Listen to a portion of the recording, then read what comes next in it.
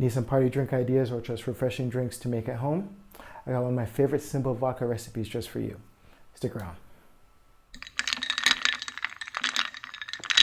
What's up guys, Sam James, Barprints.co, and I've got a Moscow Mule pitcher recipe that is my go-to for whenever you need an easy party punch, summer pitcher cocktails, or just party drink ideas in general.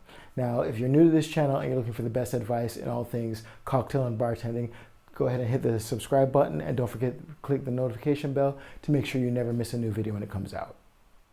Now, I always believe that great party drink recipes should not just be easy cocktail recipes, but of course refreshing drink recipes as well. And if you've been watching this channel for any amount of time, you know that I like to keep things simple, but at the same time, giving you delicious, refreshing drinks to make at home. What can I say? It's kind of my shtick. And this time around, the Moscow Mule. And the best easy cocktails with vodka, certainly no exception here. Now for this recipe, all you're going to do is grab your pitcher, of course.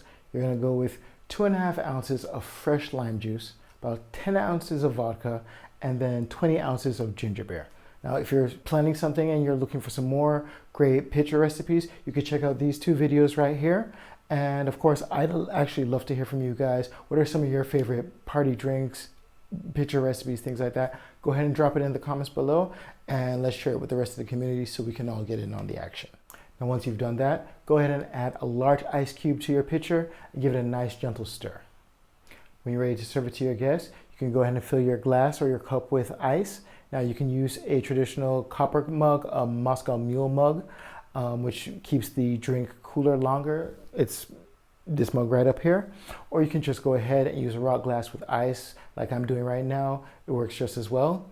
And once you're done, just go ahead and pour your Moscow Mule into your glass or your cup. You can either garnish it with a nice slice of cucumber or simply use a lime wheel like I have right here.